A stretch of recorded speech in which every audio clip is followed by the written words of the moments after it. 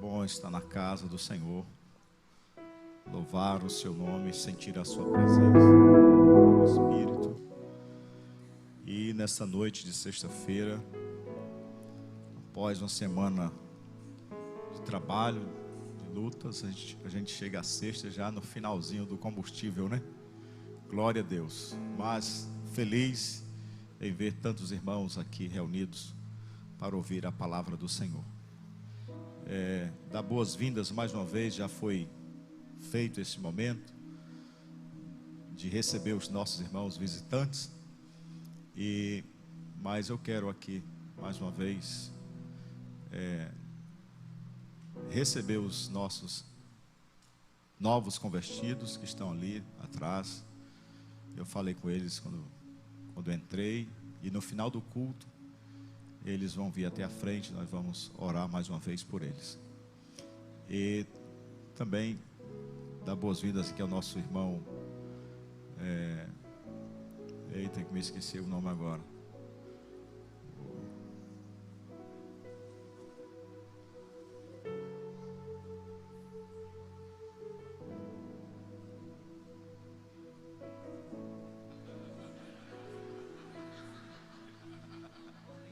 O Olímpio, meu irmão Olímpio, falei com ele essa semana.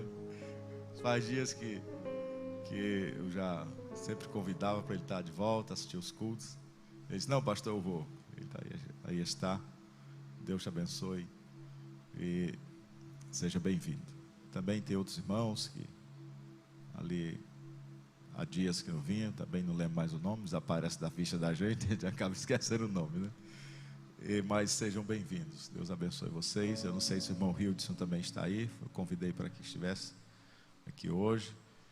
E tantas pessoas que a gente encontra, eles têm saudade da igreja, dizem: eu vou, pastor, mas acaba que acontecendo sempre um contratempo, né?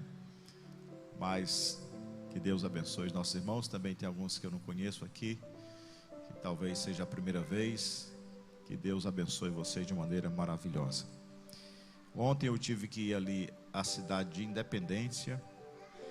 Faleceu uma pessoa que era muito querida ali na igreja e na cidade. É a irmã Mirica, como era conhecida.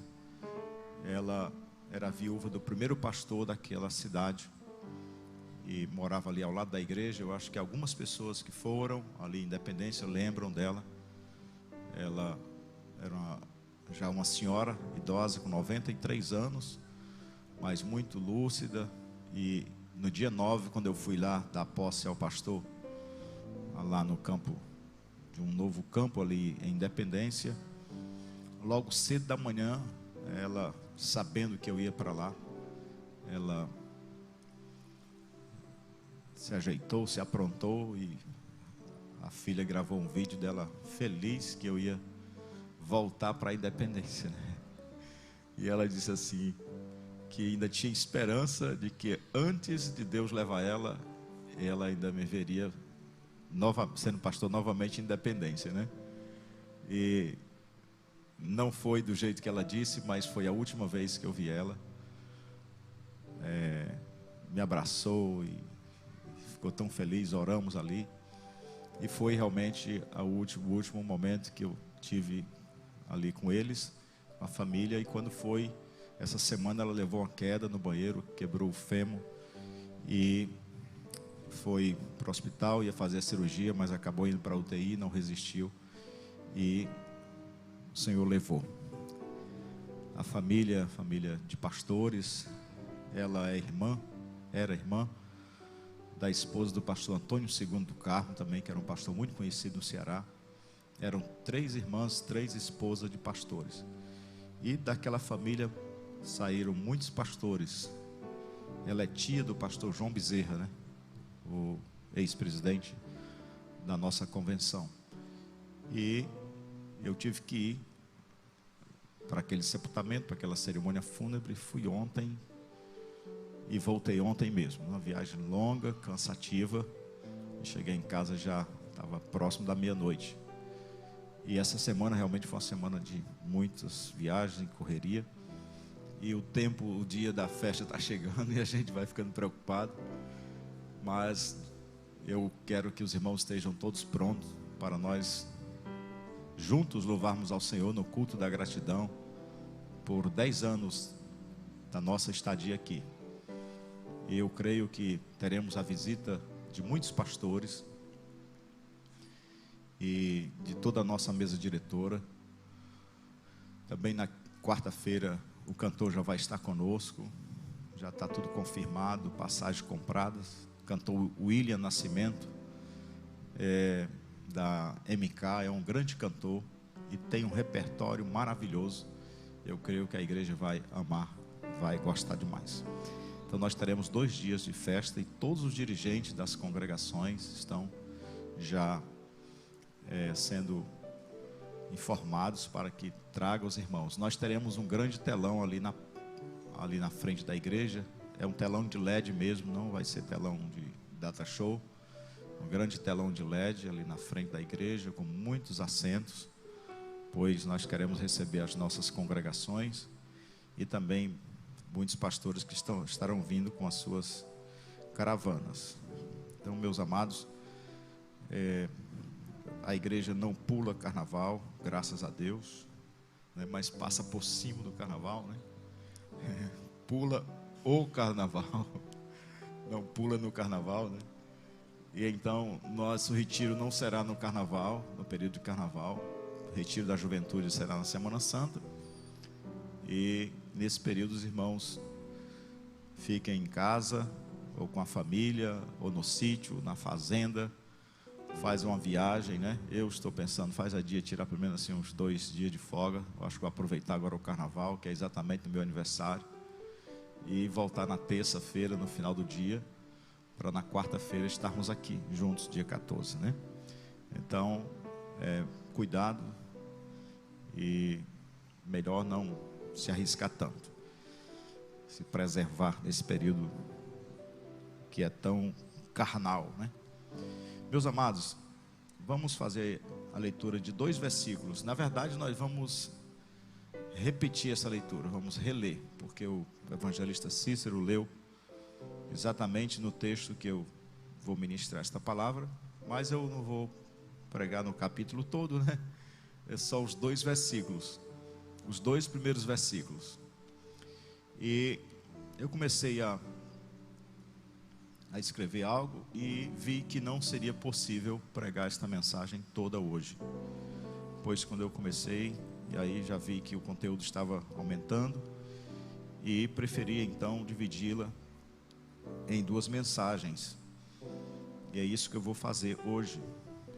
E embora sendo só 2 versículos, mas tem um conteúdo muito grande e ficaria muito corrido para ministrar toda esta mensagem. Então hoje, na próxima sexta, será a nossa Santa Ceia. Irmão, sexta-feira, dia 9, por causa do carnaval, né? No dia 10, não é isso? Tá certo, é dia 9 mesmo? Ou estou errando a data? A ceia é dia 9, né? 9 é sexta, não é isso? Então pronto. Porque eu vou fazer uma viagem, estou precisando passar uns 2 dias aí fora. E então nós vamos ministrar ceia na sexta-feira. Os irmãos ficam livres no sábado, no domingo estaremos de volta na igreja. Mas sexta-feira que vem será a nossa ceia, e eu estarei ministrando o restante desta mensagem na sexta-feira da ceia. Então vamos ler novamente os versículos 1 e 2 do capítulo 12 de Romanos. A versão aí, pode colocar NA mesmo. Eu vou me virar para ler, porque eu estou com outra versão aqui. Rogo-vos, pois, irmãos, pelas misericórdias de Deus, que apresenteis o vosso corpo por sacrifício vivo, santo e agradável a Deus, que é o vosso culto racional. E não vos conformeis com este século, mas transformai-vos pela renovação da vossa mente, para que experimenteis qual seja a boa, agradável e perfeita vontade de Deus. Pai amado, te louvamos por esta mensagem, por esse texto lido, Senhor, e pela vida de cada um dos teus filhos que aqui estão.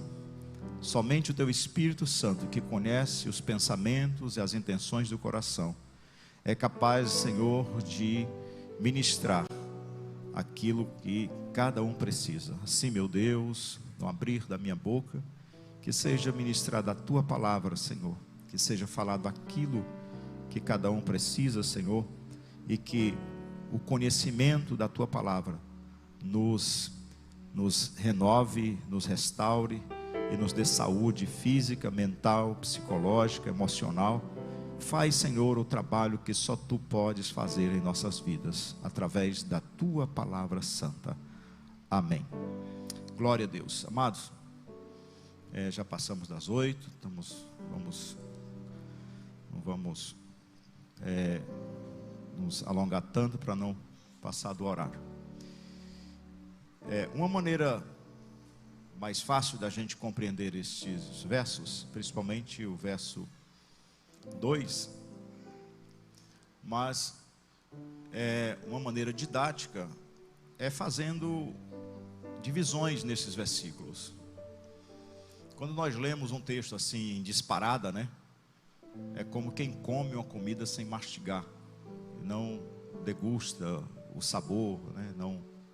Não vive a experiência do paladar mais apurado. Assim somos nós quando lemos a Bíblia, como quem lê notícia, ou quando ouvimos alguém citando e essa mensagem ela simplesmente já passa. Geralmente, quando nós sabemos, quando nós conhecemos um texto, a gente não valoriza tanto quanto aquele que a gente não conhece ainda. Geralmente, quando ouvimos ou lemos um texto em que já ouvimos tanto e lemos tanto, é como a nossa mente estivesse dizendo: isso eu já vi, né? Isso eu já vi, isso eu já li, eu quero algo novo. Assim acontece quando a gente assiste um programa, um filme, uma série, ou sei lá, lê um livro, e lê uma notícia, vê um vídeo e assim por diante. A nossa mente já na hora, ela já fecha um pouco, porque aquilo não interessa tanto, porque já lemos, já vimos demais. Mas com a palavra de Deus isso não pode acontecer. Embora aconteça, a gente precisa educar a nossa mente e o nosso coração para que a gente não fique tendo a mesma prática com a Bíblia como com as outras coisas, né? Então, quando lemos um texto várias vezes, a gente até salteia, pula aí que você já lê. E esse verso é tão citado, é tão lido, é tanto que a leitura foi feita e não foi combinado, ele leu, o evangelista Cícero leu, e eu estou ministrando agora esta mensagem, porque é um texto muito lido. Então, quando nós esquadrinhamos, a gente mapeia, quando a gente divide e vai estudar partes por partes, né? Então a gente deixa de ver o todo, aquilo que é já comum aos nossos olhos, e a gente começa a ver as partículas, os detalhes que estão ali diante dos nossos olhos, mas que a gente, por falta desse estudo mais minucioso, a gente acaba não percebendo. Assim é a palavra de Deus, por isso que a gente não enjoa, por isso que a gente não deixa de ler, não deixa de ouvir, porque ela é tão rica que quanto mais nós lemos, mais estudamos, mais ela faz um efeito espiritual, transformador em nossa vida. Então fiz aqui 8 divisões nestes 2 versos, e vou falar os 4 hoje e falo os 4 na semana que vem, né? As 4 divisões.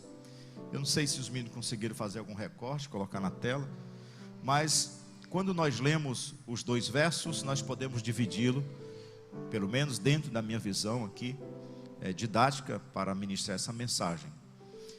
A primeira, nós vemos uma súplica, logo na primeira frase, quando Paulo diz: rogo-vos, pois, irmãos, pelas misericórdias de Deus. Ele está suplicando, ele está rogando.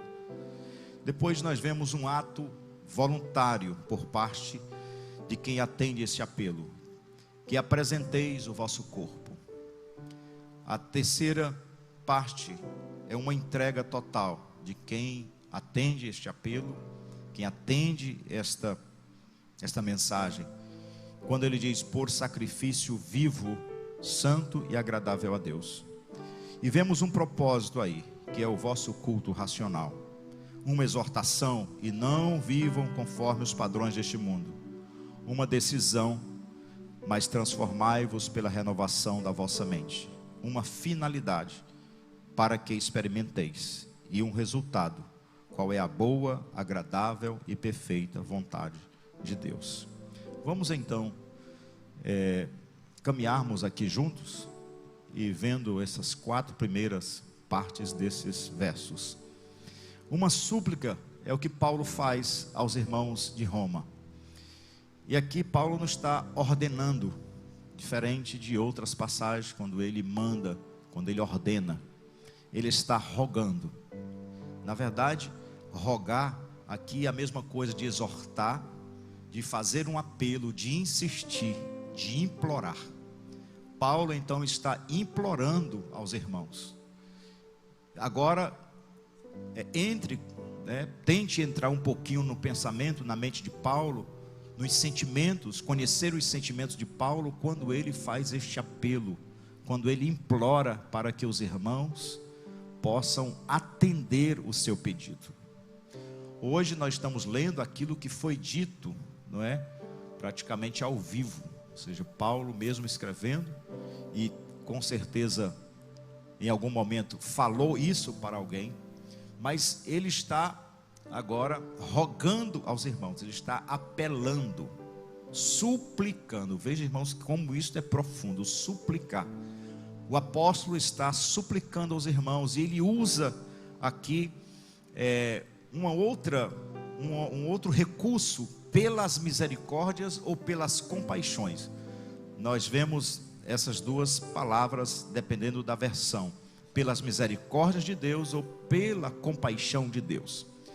E quando nós entendemos que isto é um apelo como que alguém que chora, que suplica, que clama para que seja atendido. Você já fez um apelo a alguém? Você já suplicou alguma coisa a alguém? Qual o sentimento que a gente usa quando se faz um apelo a uma pessoa? Quando se implora para alguém? Paulo está implorando para que os irmãos tenham uma postura diferente. E essa postura é a sua entrega, a entrega do seu corpo a Deus. Mas ele desenvolve esse pensamento de maneira mais profunda, que isso se torna um apelo, muito mais do que um mandamento, porque ele usa aqui esse sentimento que já existe em nós, porque nós conseguimos entender, ou pelo menos compreender, mesmo que seja um pouco distante, sobre as misericórdias de Deus. Todos os dias, toda hora a gente fica lembrando: o Senhor é misericordioso, eu só estou vivo porque o Senhor tem misericórdia de mim. Nas nossas orações nós sempre estamos falando, suplicando ao Senhor: Senhor, tem misericórdia de mim. O cego que grita por vista, por cura, ele diz: tem misericórdia de mim. Esta palavra está presente, este é um sentimento que está presente em nós, sabendo que o nosso Deus é um Deus misericordioso. Então Paulo está dizendo: vocês conseguem alcançar, vocês conseguem tocar as misericórdias de Deus? Vocês compreendem isso? Vocês conseguem viver as misericórdias de Deus? Pois é através dessas misericórdias, através desse sentimento e desse atributo divino, que eu quero que vocês atendam o meu pedido, o meu apelo. Aqui então vemos um apóstolo que está praticamente chorando, implorando para que os irmãos deem ouvidos a ele. Ora, irmãos, como hoje está difícil a gente alcançar, a gente ter a atenção de uma pessoa, para que atenda o nosso conselho.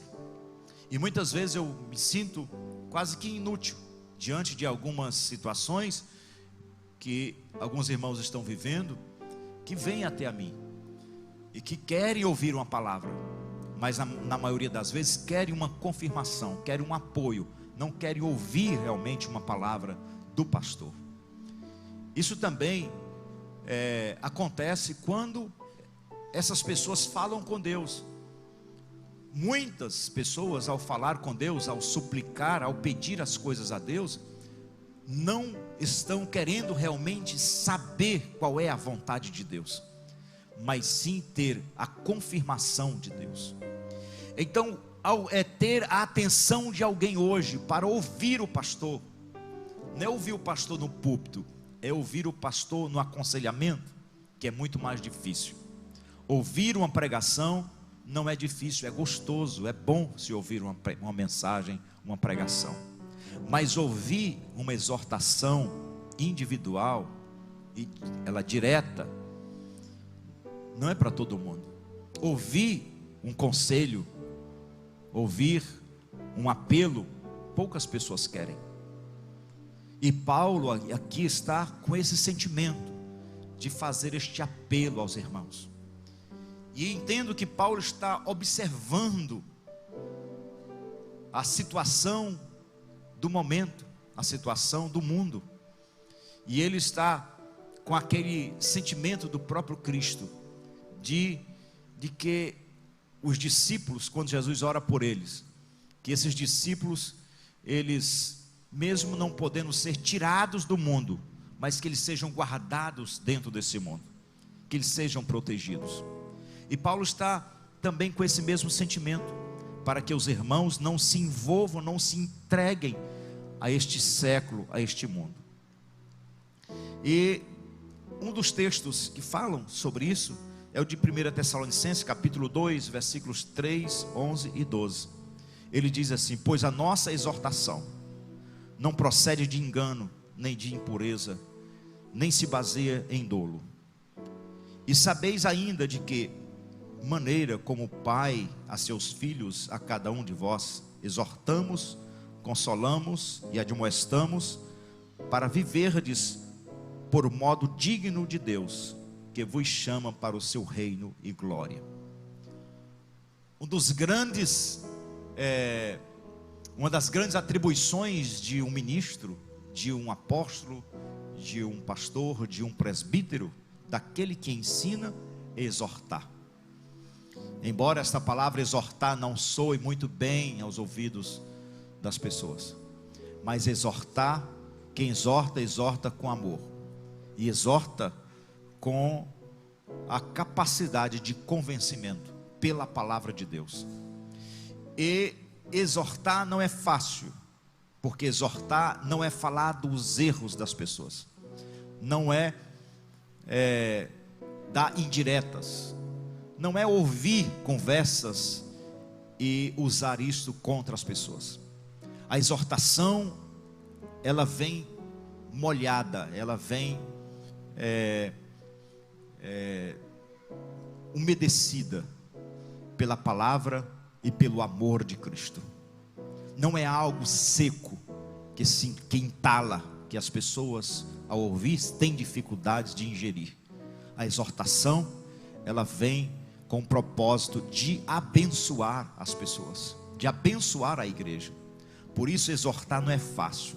Brigar com as pessoas, falar dos seus erros, falar dos seus pecados, chamar a atenção de alguém, dar um carão, uma repreensão, isso não é exortação. A exortação que Paulo está dizendo aqui, ele está exortando, implorando esses irmãos, rogando esses irmãos, para que eles deem ouvido àquilo que ele está falando, porque é para o bem deles.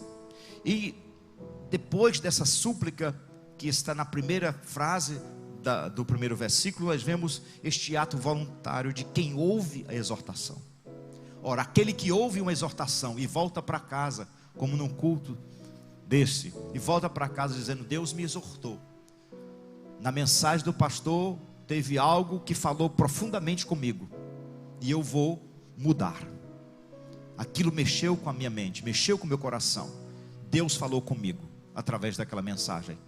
Então esta exortação vai fazer efeito, o efeito da palavra de Deus, porque quando ela é falada não volta vazia, mas faz tudo o que apraz ao Senhor.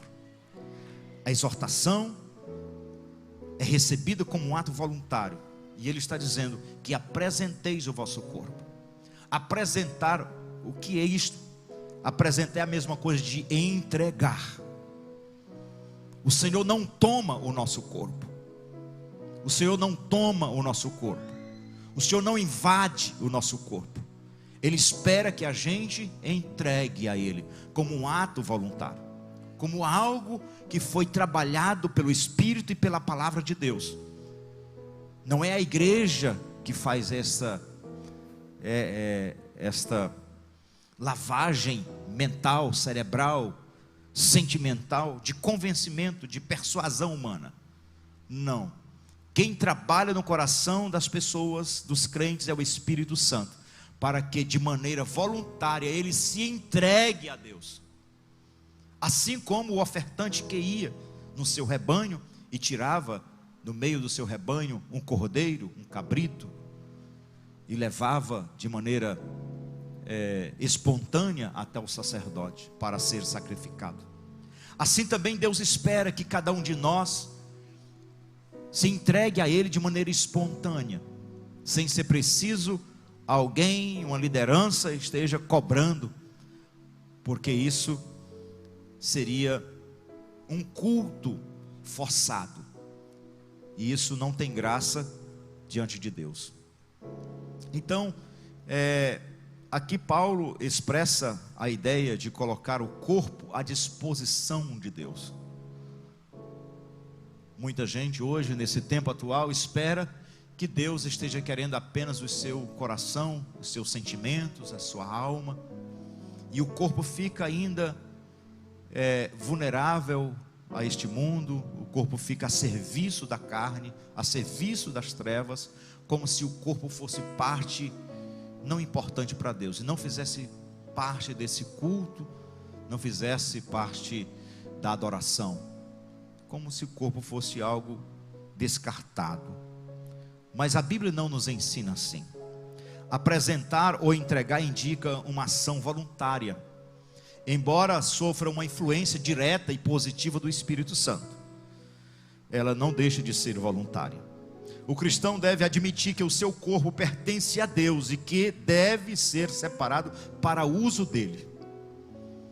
Paulo chega a dizer em outro texto que nós não pertencemos a nós mesmos, nós fomos comprados por bom preço. Se nós fomos comprados, significa que nós não somos donos da nossa própria vida. Quem compra tem posse, não é isso? Quem compra algo tem posse, e isso se torna propriedade dele. Nós nos tornamos sim propriedades exclusivas de Deus. Nós não temos mais domínio e não nos governamos ao ponto de dizer eu faço o que eu quiser da minha vida. Isso é um pensamento rebelde, é um pensamento debochado e um pensamento desobediente à palavra de Deus. Nós não pertencemos a nós mesmos, pois se Ele me comprou com o seu sangue, Ele é que tem posse da minha vida. Se Ele pagou por minha vida, dando o seu sangue, a sua vida no Calvário, isso quer dizer que eu não me mando mais. Ele é quem manda na minha vida, Ele tem poder sobre mim. Mas mesmo Ele comprando a nossa vida, comprando o nosso corpo, Ele espera que a gente voluntariamente, com essa consciência de que nós não somos mais de nós mesmos, que a gente se entregue a Ele.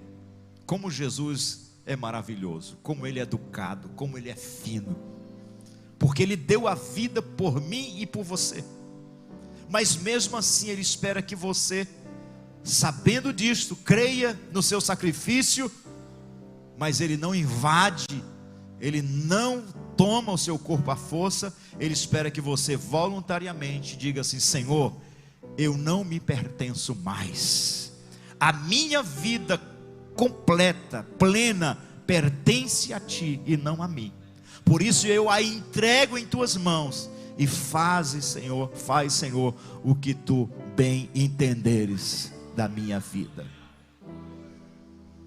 E que nós não fazemos isso, às vezes movidos por uma emoção, por um certo sensacionalismo, até nos envolvemos em alguma coisa, achamos que o céu baixou e então tudo fica lindo e maravilhoso. Mas quando o outro dia chega, quando a adversidade chega, a tentação, seja tentação carnal, da imoralidade, ou as tentações do poder, do assédio, do mundo, de tantos outros prazeres e vaidades, aí a gente diz: não, o corpo é meu, não é? Hoje tem essa briga aí do feminismo, em que as mulheres estão brigando e dizendo: o corpo é meu, faço o que eu quiser. E a briga para a legalização do aborto, por exemplo, né?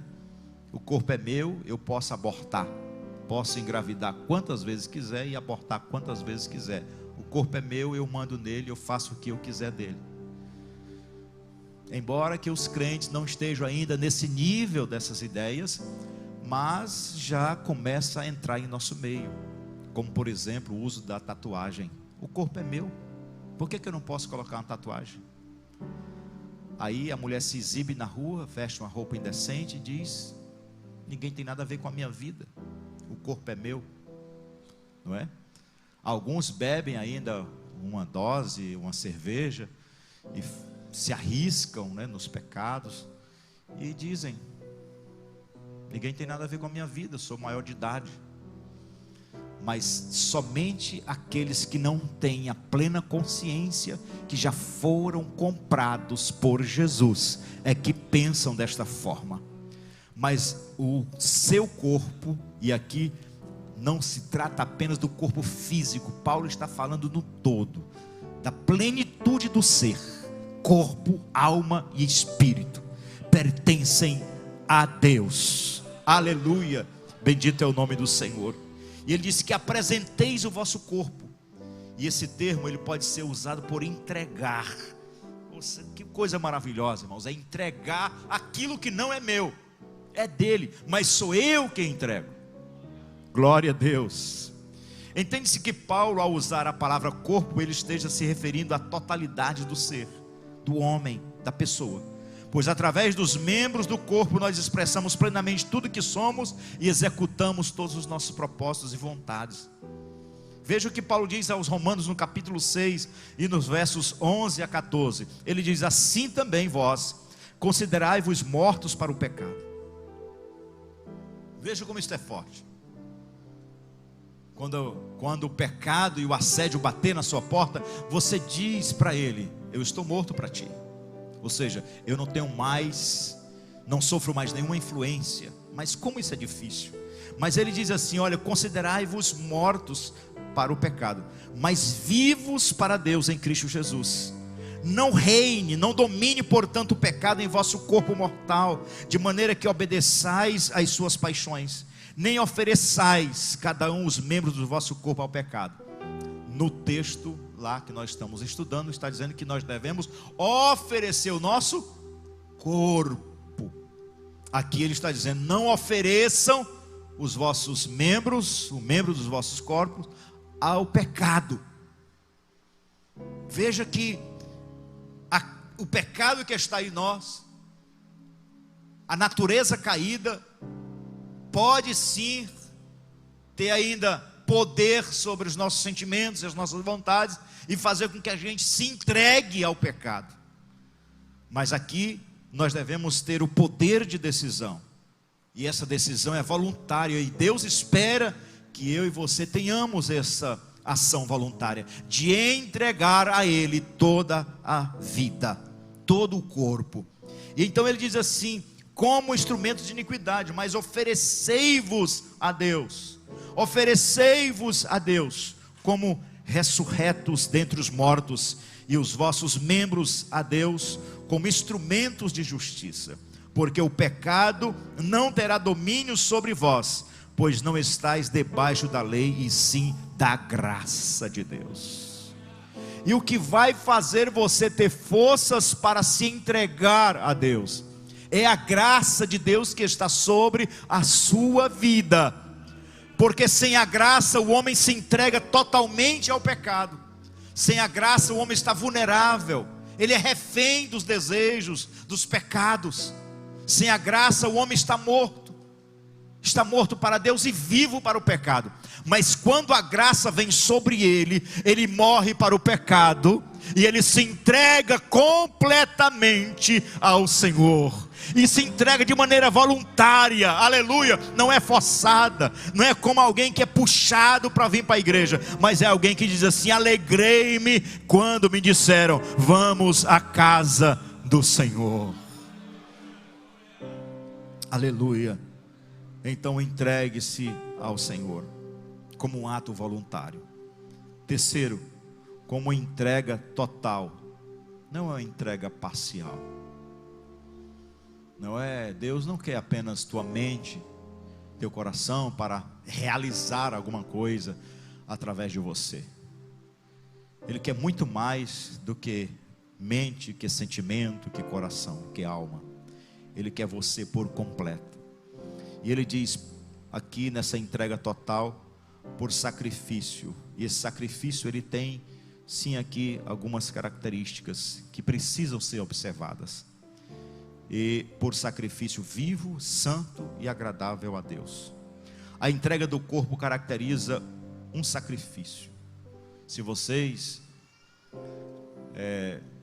lembrarem agora como era feito o sacrifício, podem sim ter aí a noção de como é se entregar ao Senhor.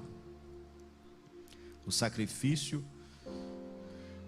no Antigo Testamento, ele era apenas sombra das coisas futuras, ou seja, daquilo que ia acontecer com a igreja no tempo da graça. E as características que Paulo dá aqui a esse sacrifício vivo, o vivo deve proceder de uma nova vida interior resultante do novo nascimento em Cristo. O crente ele não pode viver no mundo dos mortos, mesmo estando vivo fisicamente. Esta vida, ela deve sim estar a cada dia sendo renovada. Que foi que Jesus disse para a mulher samaritana? Que se ela bebesse da água que ele desse, ela nunca mais voltaria a ter sede, e rio de água viva fluiriam de dentro do seu ventre. A vida que jorra é a vida que renasce e que vai fluindo, que vai se renovando a cada dia. E o Senhor não nos deu um copo d'água, Ele não nos deu uma cisterna, nem um açude. Ele nos deu uma fonte que jorra para a vida eterna. Aleluia. E então estar vivo é o que Jesus disse para Nicodemos no capítulo 3, versículo 3 de João. Quando ele diz: em verdade te digo que se alguém não nascer de novo, não pode ver o reino de Deus. O novo nascimento, o sacrifício que agrada a Deus, ele é vivo. Ele provém de uma vida agora em Cristo Jesus. E este vivo aqui é muito mais do que estar vivo fisicamente. É estar vivo espiritualmente. E muitas pessoas vêm para o culto, vêm à igreja, mas estão mortos por dentro. Esse sacrifício não agrada ao Senhor. Estar vivo fisicamente, entendendo as coisas, sentindo as coisas, não é o suficiente. É preciso realmente que nesta entrega você se sinta realmente vivo, completamente vivo por dentro. E como é estar vivo por dentro? É com a presença do Espírito Santo de Deus em nós, sobre nós e agindo em nós. Porque o nosso corpo realmente ele é corruptível, ele é mortal, ele é propenso ao pecado. Mas quem produz vida em nós é o Espírito Santo de Deus. Que nós estávamos mortos nos nossos pecados, nos nossos delitos, mas o Senhor nos vivificou, ou seja, Ele nos deu vida novamente. Glória a Deus, aleluia. Veja o que está escrito em Romanos no capítulo 8 e versículo 11. E eu quero pedir uma coisa aos irmãos, para que isso se torne um hábito. Não fique independente completamente da tela, embora seja um recurso, mas não fique dependente da tela sem abrir a Bíblia. Abra a sua Bíblia, marque o texto, escreva algo. Principalmente os obreiros que ministram, que pregam. Se você ficar só com o texto da tela e não abrir sua Bíblia, você grava menos, você não vai assimilar tudo, mas marque na sua Bíblia. Eu li isso aqui, Deus falou comigo, e na hora que a gente lê, já desperta outra coisa na mente. Por isso, quando for citado um texto, corra lá e pratique, até para você ficar mais rápido aí na leitura. E às vezes eu observo que tem obreiros que não pegam na Bíblia, ela só vem fechadinha, volta fechadinha para casa, está zeradinha. Use a Bíblia, irmãos. E lá no ponto da Bíblia tem Bíblia para vender quando essa aí se acabar. Veja o que está escrito em Romanos 8:11: se habita em vós o Espírito daquele que ressuscitou a Jesus dentre os mortos, esse mesmo que ressuscitou a Cristo Jesus dentre os mortos, vivificará também o vosso corpo mortal, por meio do seu Espírito, que em vós habita. Quem lembra do texto de Ezequiel 37, Vale dos Ossos Secos? Ezequiel 37. Quando é que aqueles ossos, aquele exército de ossos, passa a ter vida completamente? Quando é? É quando eles se juntam? Ainda não. Quando eles têm a formação dos músculos, dos tendões, dos nervos, da carne, da pele, a Bíblia diz claramente que eles ficaram de pé, mas ainda não tinham vida.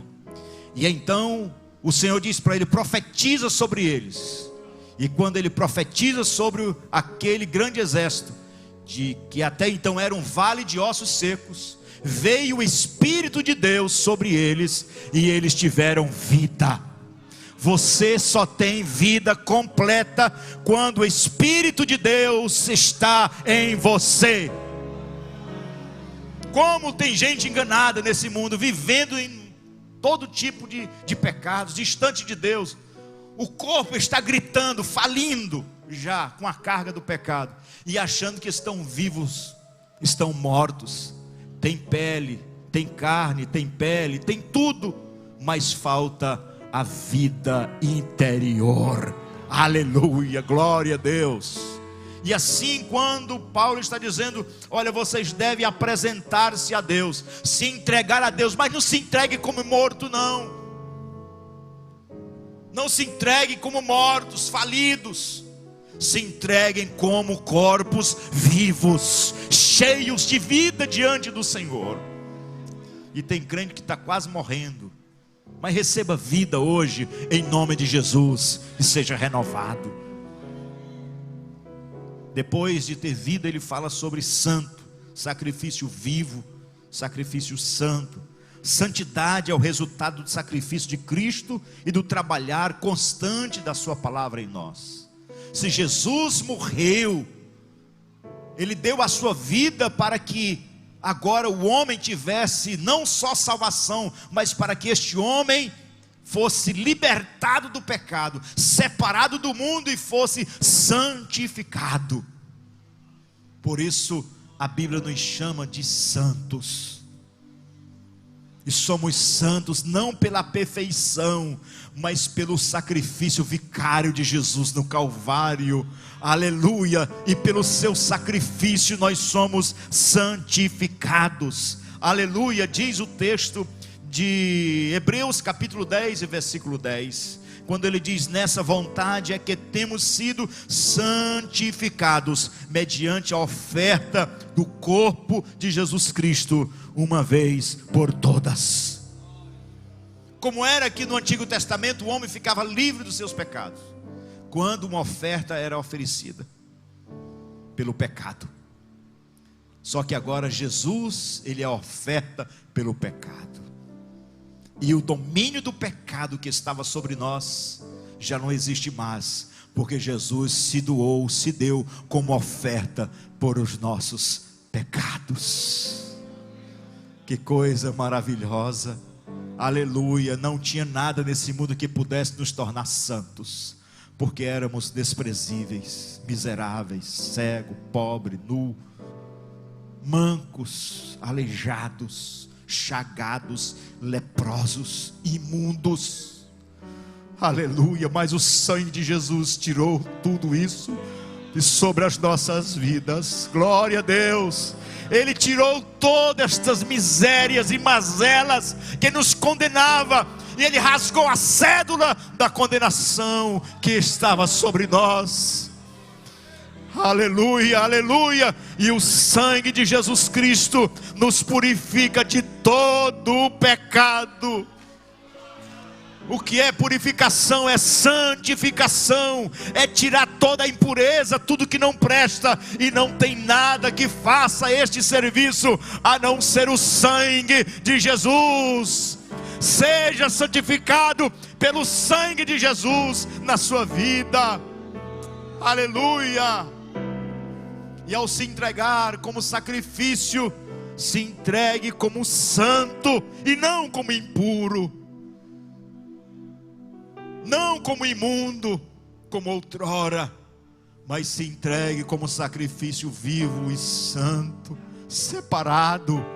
Oh, aleluia, glória a Deus. O que é que o diabo mais quer fazer conosco?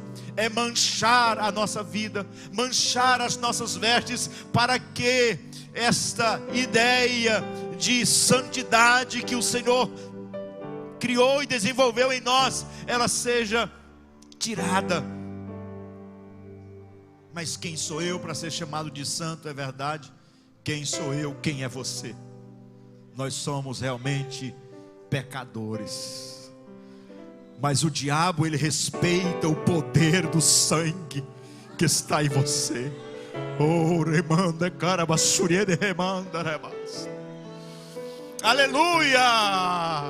Ele vê o sangue do Cordeiro imaculado, porque se o pecado estava em nós, mas o sangue vai limpando. Aleluia, não tem nenhum lavandeiro neste mundo que possa tirar as manchas do pecado das nossas vestes, mas o sangue de Jesus. Os teus pecados podem ser como escarlate, mas o sangue de Jesus, ele purifica, ele limpa, de tal maneira que o diabo procura em você e não acha. Nem mesmo Deus,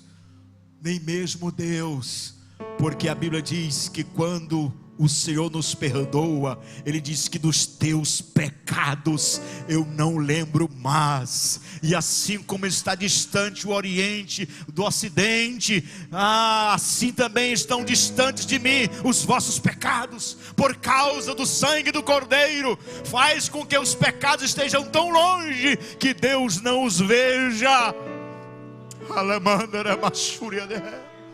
Aleluia, como os pecados às vezes estão tão presentes em nossa mente, mas o Senhor está dizendo: olha, eu não estou mais lembrando dele, porque o sangue do meu filho já os levou. Aleluia, aleluia. Só quem foi perdoado sabe da grandeza desta mensagem. Aleluia. Se você tem memória e sabe de onde veio, sabe como era a sua visão, a sua mente, o seu coração antes de conhecer a Cristo, você pode glorificar a Deus pelo que você é hoje. Pastor, minha vida mudou quase nada, só do mesmo jeito. Você aqui pensa, muita coisa mudou. Muita coisa mudou. Às vezes nós mesmos não percebemos, mas o Espírito Santo sabe o quanto você já mudou.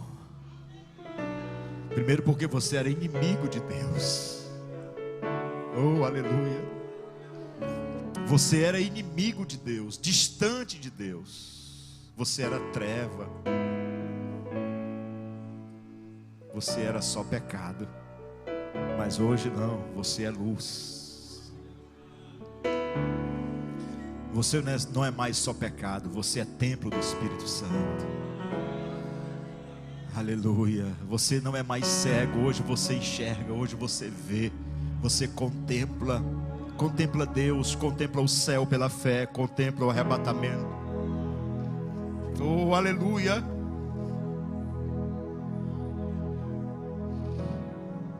Glória a Deus. Você não é mais escravo do pecado. Você não é mais marionete nas mãos do diabo. Você não é mais dominado pelos vícios. Você não é mais dominado pelas tentações. Sinta a graça de Deus sobre a sua vida nessa noite. Você é novo em Cristo Jesus. Você foi transformado. Você está sendo preparado para o grande encontro com o noivo. Você não é mais agora inimigo de Deus. Você é noiva do Cordeiro.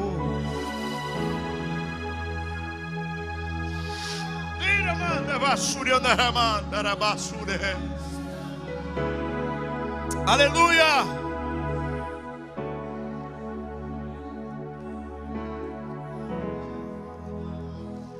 Glória a Deus, glória a Deus, glória a Deus, glória a Deus. Oh, aleluia, renova, Jesus, nessa noite as mentes e os corações, porque o sangue de Jesus ainda tem poder sobre a sua vida. Aleluia, você é vivo, é santo e agradável a Deus. O que é ser agradável? Oh, irmãos, sentir um cheiro bom, agradável, mexe com a nossa mente, com o nosso sentimento. Um sorriso abre portas. Simpatia abre portas. A beleza abre portas. Tantas coisas que são agradáveis. Nós éramos nojentos, irmãos. Nojentos, fedorentos. Só fedia a inferno, a enxofre. Muitos fediam a cão mesmo, porque estavam envolvidos na prática dos pecados, com cheiro de inferno. Mas diga para a pessoa que está perto de você: mas hoje, olhe para ele, mas hoje você tem um bom cheiro de Cristo.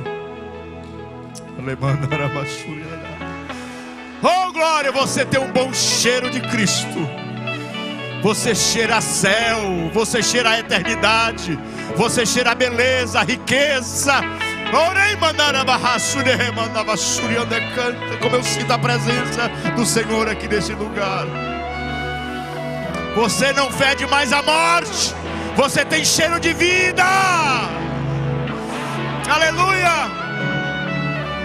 Você é agradável a Deus. Você é simpatia diante de Deus. Aleluia. Glória a Deus.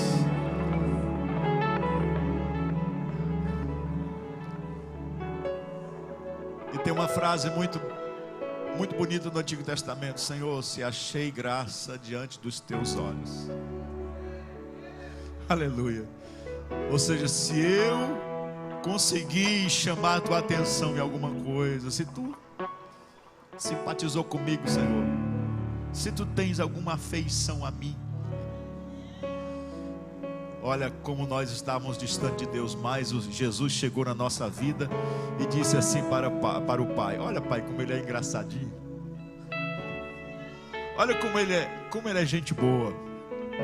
Ele não prestava não, mas olha como ele agora, ele está bom agora. Olha como ele é simpático, olha como ele é lindo, olha como ele é cheiroso. É isso que Jesus faz para o Pai. Porque antes nós éramos antipáticos, inimigos, cruéis, mas o Senhor Jesus nos tornou agradáveis a Deus. Oferta de cheiro suave. Quando o crente adora, não tem coisa que agrade mais ao Senhor do que a adoração do crente. E quando ele adora, o Senhor se alegra com a adoração da sua igreja.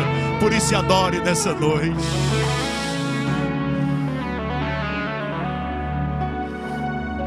Imagine se eu fosse pregar a mensagem toda. Não deu para pregar nem as 4 partes desse.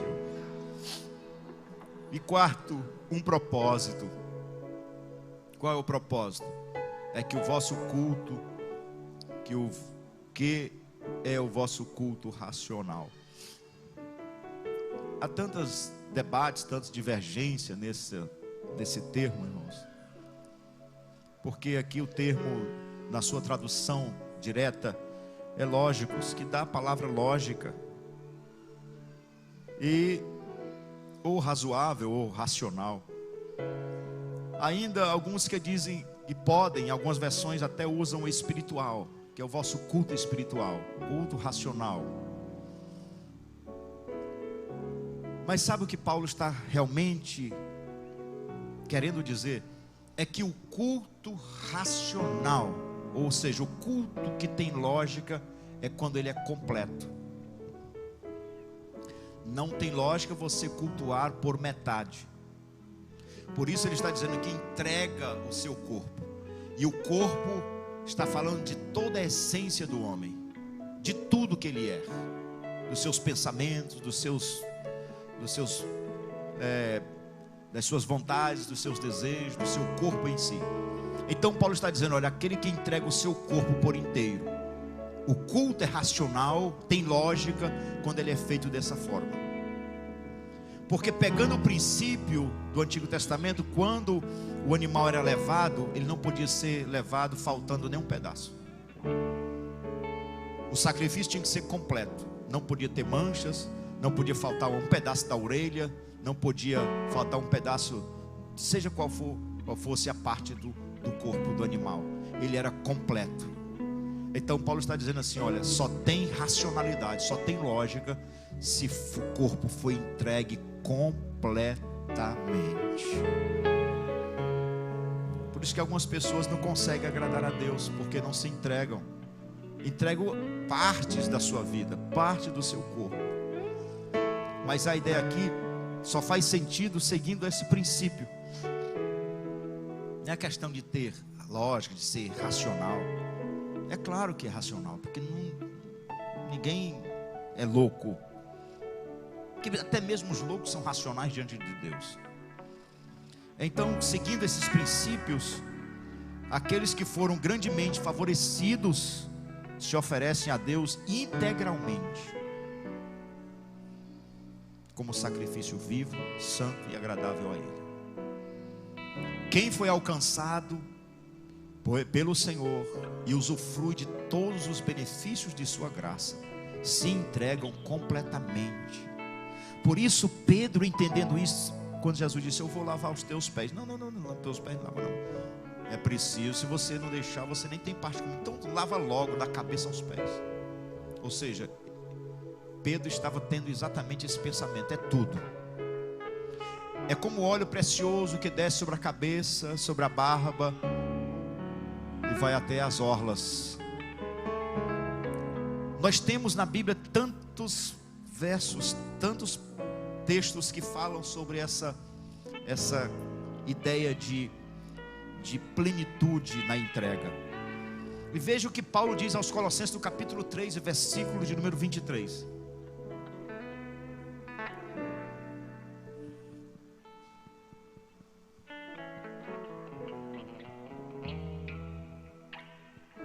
Colossenses 3, 23. Tudo quanto fizerdes, leia comigo, tudo quanto fizerdes, fazei-o de todo o coração. Tudo. O meu culto é de todo o coração. O meu serviço é de todo o coração. A minha oferta é de todo o coração. Então Deus sempre está dizendo, é tudo. O culto só é razoável, o culto só tem lógica, o culto só é racional, só é aceitável quando ele é pleno. Jeremias 29, 13, ele diz, buscar-me-eis e me achareis, quando me buscardes de todo o vosso coração. É tudo. Mas ainda, o princípio de tudo está em Deuteronômios, no capítulo 6. Eu nem coloquei aqui o versículo, mas é muito fácil de vocês encontrarem aí. Versículo, está aqui, 55. Amarás, pois, o Senhor teu Deus, de quê? Falta, irmãos, de quê? De todo o vosso coração, de todo o teu coração, de toda a tua alma e de toda a tua força. É de tudo. Então, quando a gente fala de vida completa com Deus, é exatamente esse princípio que Deus estabeleceu: amar o Senhor de todo o coração, de toda a alma, de toda a força. E quando formos fazer qualquer coisa para o Senhor, deve ser de todo o coração. Quando formos buscar o Senhor, é de todo o coração. Deus é exigente, irmãos. Sabe por quê? Porque nós não somos de nós mesmos, nós somos dele. E se somos dele, se negar a entregar-se a ele é um pecado. Porque é como se aquilo que é propriedade está dizendo: eu não quero te pertencer, mas eu te comprei, mas eu não te quero te pertencer, não quero te pertencer. E Deus vai dizer assim: pois tá bom, você é meu, mas você não quer se entregar, e se entrega aos pecados. Tenha cuidado, porque o salário desse pecado é a morte, mas ao se entregar a mim, você recebe o dom da vida. Que bênção, irmãos. Um propósito, nosso propósito é exatamente esse: de se entregar. Vamos cantar. De se entregar de corpo e alma. Você veio aqui, fique de pé. Você veio hoje aqui completo. Você está aqui completo ou só partes de você? Quantos e quantos vêm para a igreja só pedaço? A mente ficou lá, em alguma fazer, alguma preocupação. Alguns vêm só o corpo presente. Ei, vem de volta, traz de volta a tua mente, teu coração, porque para o Senhor é de todo o coração, é de toda a alma, é com toda a força que há em nós. Vamos cantar ao Senhor. Eu não vim aqui pedir mais um